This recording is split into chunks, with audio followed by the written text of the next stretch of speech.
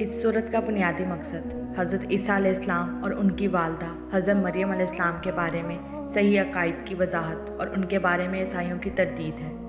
اگرچہ مکہ مکرمہ میں جہاں یہ صورت نازل ہوئی عیسائیوں کی کوئی خاص آبادی نہیں تھی، لیکن مکہ مکرمہ کے بت پرست کبھی کبھی حضرت محمد صلی اللہ علیہ وسلم کے دعوی نبوت کی تردید کے لیے عیسائیوں سے مدد لیا کرتے تھے۔ اس کے علاوہ بہت سے صحابہ کفار مکہ کے مظالم سے تنگ آ کر حبشہ کی طرف ہجرت کر رہے تھے، جہاں عیسائی مذہب ہی کی حکمرانی تھی۔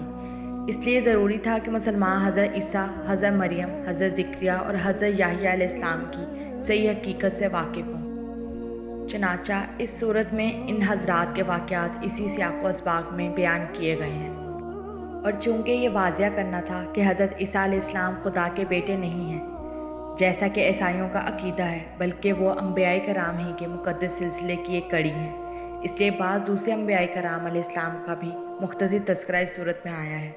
لیکن حضرت عیسیٰ علیہ السلام کے موعظانہ ولادت اور اس وقت حضرت مریم علیہ السلام کی کیفیات سب سے زیادہ تفصیل کے ساتھ اس صورت میں بیان کی گئی ہیں، اس لیے اس صورت کا نام سورہ مریم رکھا گیا ہے۔ اس صورت کی پہلی اور تیسری آیات میں ندا کا لفظ استعمال کیا گیا ہے۔ ندا کا معنی ہے آواز کے ساتھ بلانا یا فریاد کرنا۔ خفیًا کا معنی مخفی ہونا ہے، نہ کہ آہستہ، کیونکہ یہ آواز یا ندا آہستہ نہ تھی بلکہ پوشیدہ تھی۔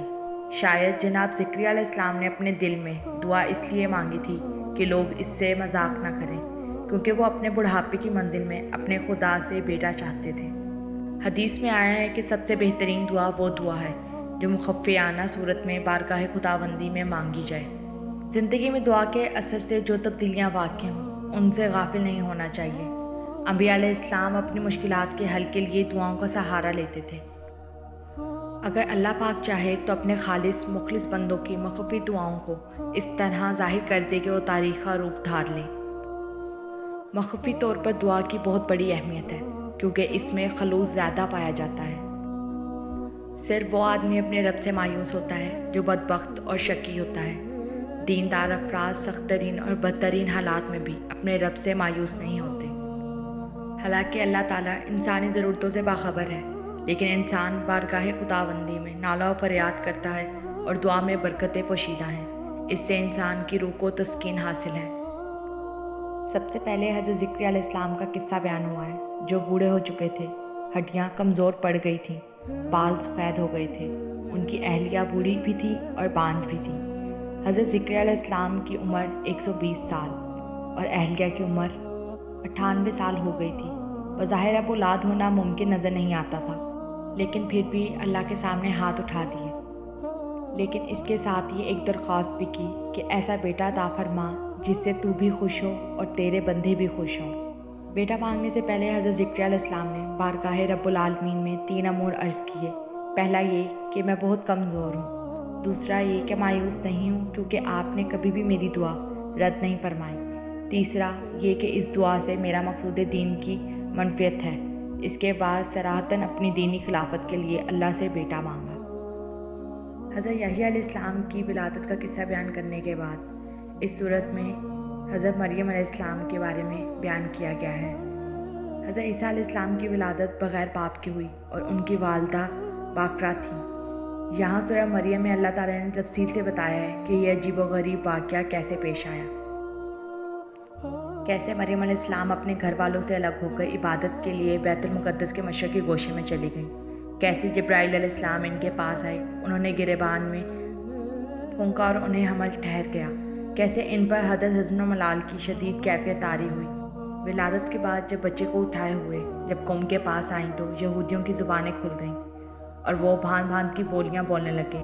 حضرت مریم علیہ السلام نے اللہ کے حکم سے بیٹے کی طرف اشارہ کیا تو ماں کی گود میں لیٹا ہوا بیٹا بولنے لگا۔ موعظانہ انداز میں والدہ کی پاک دامنی بتانے کے لیے بولے بھی تو آپ کی زبان سے پہلا کلمہ ہی ایسا نکلا۔ پہلا یہ کہ میں بندہ ہوں، نہ رب ہوں، نہ رب کا بیٹا ہوں۔ دوسرا یہ کہ مجھے وحی اور نبوت عطا کی گئی ہے۔ تیسرا یہ کہ اللہ نے مجھے مبارک بنایا ہے، میرا وجود لوگوں کے لیے برکت اور رحمت کا باعث ہے، میں خیر کا معلم اور امت کے لیے نافع ہوں۔ چوتھا یہ کہ مجھے دوسروں کے انبیاء کی طرح شرعی امور اور عبادات کا مکلف بنایا گیا ہے۔ ان میں آپ نے نماز اور زکوٰۃ کا خاص طور پر ذکر فرمایا۔ पाँचवा ये कि मैं अपनी वालदा का फर्माबरदार और अजीज़ व क़रीब का खिदमतकार हूँ। मेरी तबीयत में तवाज़ुन है, फ़ख्र व गुरूर नहीं है। छठा ये कि मुझे दुनिया और आखिरत में अमन व सलामती की खुशखबरी सुनाई गई है। सूरह मरियम बताती है कि जब हज़रत इब्राहीम अलैहिस्सलाम ने शऊर की आंखें खोलीं तो अपने वालिद को बुत परस्ती में मुब्तला पाया। जब आपको नबूवत से सरफराज किया गया तो आपने दावत व तौहीद व इस्लाह का आगाज़ अपने घर से किया और अपने वालिद को नरमी और मोहब्बत से समझाने की कोशिश की। बावजूद बाप के मुशरिक होने के आपने अपनी गुफ्तगू में अदब का पहलू मलहूज़ रखा, लेकिन आपके वालिद आज़र धमकियों पर उतर आए और कहने लगा, अगर तुम बुतों को बुरा भला कहने से बाज ना आए तो मैं तुम्हें संसार कर दूंगा और तुम मुझे एक तवील ज़माने तक छोड़ दो। जब मुसलसल दावत के बावजूद आज़र राह रास्त पर ना आया और ना ही कौम की समझ में आपकी दावत आई तो आप महज अल्लाह की रज़ा की खातिर इराक़ से शाम हिजरत फरमा गए।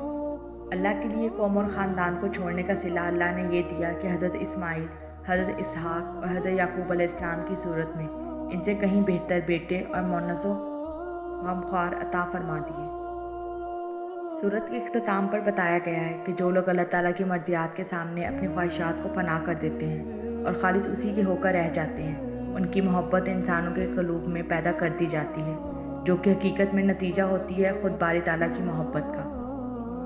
हज़ूर पाक सल्लल्लाहु अलैहि वसल्लम ने फरमाया, जब अल्लाह ताला जब किसी बंदे से मोहब्बत करता है तो जिब्राईल अलैहिस्सलाम को बुलाकर इत्तला देता है कि मैं अपने फ़लाँ बंदे से मोहब्बत करता हूँ, तुम भी उससे मोहब्बत करो। जिब्राईल अलैहिस्सलाम उससे मोहब्बत करने लगते हैं। फिर आसमानों में ऐलान कर देता है कि अल्लाह फ़लाँ बंदे से मोहब्बत करता है, तुम भी उससे मोहब्बत करो। चुनाचा आसमान वाले भी इससे मोहब्बत करने लगते हैं। फिर ज़मीन वालों के दिलों में भी इसकी कबूलियत और मोहब्बत रख दी जाती है। इसके बरक्स जब अल्लाह ताला किसी बंदे से नाराज़ होते हैं तो इसकी इत्तला जिब्राईल अलैहिस्सलाम को देते हैं। जिब्राईल अलैहिस्सलाम इससे नफ़रत करने लगते हैं। फिर सारे आसमान वालों को इसकी इत्तला देता है, चुनाचा वो सब इससे नफ़रत करने लगते हैं। फिर इस नफ़रत का असर ज़मीन पर भी ज़ाहिर होता है और ज़मीन वाले भी उससे नफ़रत शुरू कर देते हैं।